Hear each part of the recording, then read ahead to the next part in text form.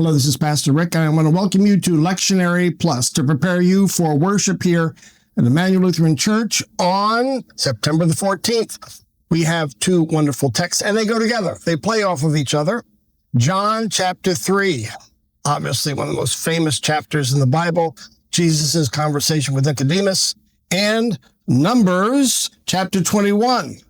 This is the famous story about Moses lifting up the bronze serpent in the wilderness. And so let's start then, first of all, with John chapter 3.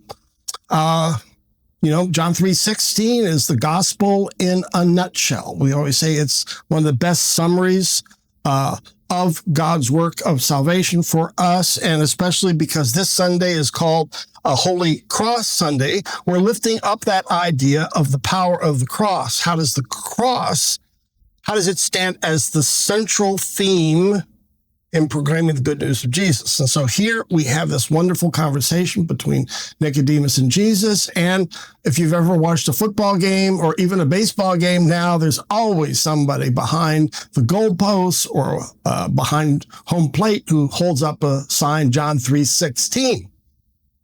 That's their attempt at evangelism. And we can discuss whether that's effective or not. But here, it comes from this chapter. And often, just like in football games or baseball games, we pull it out of context. We pull it out of the conversation with Nicodemus. And here it's so important because so many things are included. The why salvation? And we say, because God so loved us. Because God so loved the world that he gave then his son. So that's the who, Jesus. And then the results are salvation, especially in terms of John, eternal life, abundant life, like John 10:10. I've come to give you life and to give it abundantly.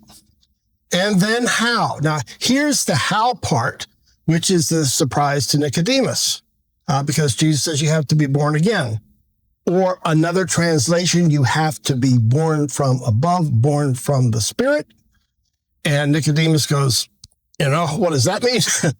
Can I get back in my mother's womb? And Jesus is a little surprised by this and says, do I have to explain everything to you? You're supposed to be the rabbi of rabbis in Jerusalem.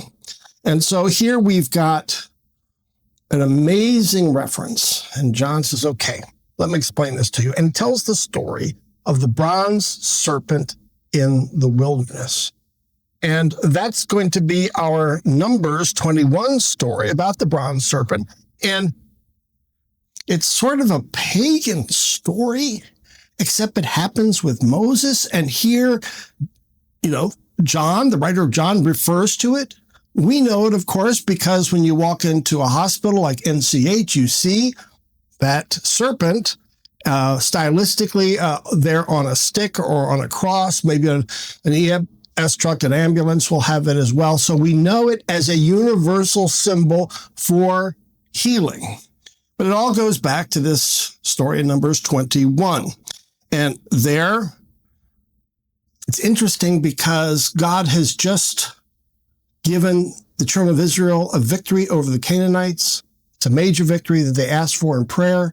God promises victory. They have the victory. And then almost immediately they turn on God and on Moses.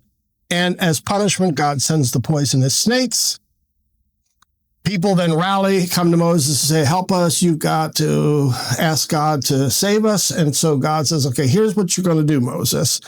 And he takes this pagan symbol, which Moses had learned, in Egypt, took the bronze serpent and put it up on a stick. Now, here it is, the serpent, which is the symbol for two things. We got to pay attention to this. It's the symbol of their immediate problem. They've got poisonous snakes. But the deeper problem is the poisonous snakes were sent as a punishment for their disobedience. So you have both of those going on. So in other words, they have to look honestly at their situation, the threat of the snakes and their disobedience, the rebellion against Moses and God. And when they look at that squarely, God then healed them. And that's what John's trying to say about the cross. So we look directly at Jesus, who is suffering on our behalf because of our rebellion. Jesus is paying the penalty. So these are amazing stories and metaphors that are put together. Take a look at these texts so that you're prepared for worship on Sunday. And now we want to hear from our preacher, Pastor Lillard, on how he's preparing for this week's sermon. Pastor Lillard? Hi, everybody. I'm Pastor Lillard from Emmanuel. Hope you're well. Welcome to Lectionary Plus, where I tell you what I'm working on for the sermon this Sunday. So this is about Nicodemus, who is a Pharisee, a religious leader. He understands the law and the prophets and all the things. He has a very clear idea of how to live your life and how to take this step and not take this step, and understands the law a whole lot. But there's something obviously missing in his life, because he comes seeking Jesus, but he does so at night. And it's important to know that he does it at night because he wants to see Jesus, but he doesn't want to be seeing Jesus. And so he's trying to do it clandestine. And he goes to Jesus and he begins by saying, clearly you are from God, because you say wonderful things and you've done wonderful things, and flattery will get you anywhere. But Jesus doesn't take the bait, because all of a sudden he just says, well, then how in the world can you know that? Because you haven't been born from above. And Nicodemus says, well, okay, I'm fairly smart, educated, but how can you be born again when I'm grown and I'm an adult male? And then they begin this conversation that just kind of doesn't spiral out of control, but it just continues to be confusing for Nicodemus, because Jesus, I think on purpose, knows that Nicodemus is not coming with terrible intent, but he's coming with his own baggage. And Jesus always uses an opportunity not only to change the individual, but to change the world. And so part of this text includes John 3:16.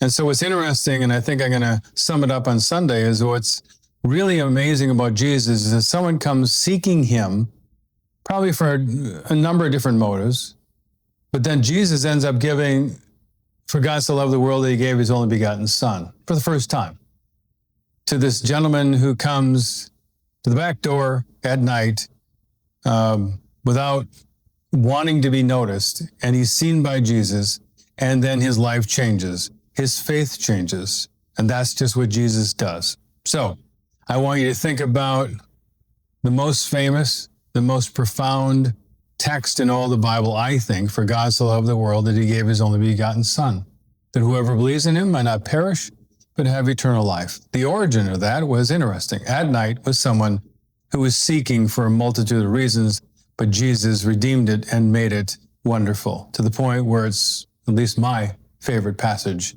ever. That's Jesus in a nutshell. More about that on Sunday. Meantime, be well. God bless.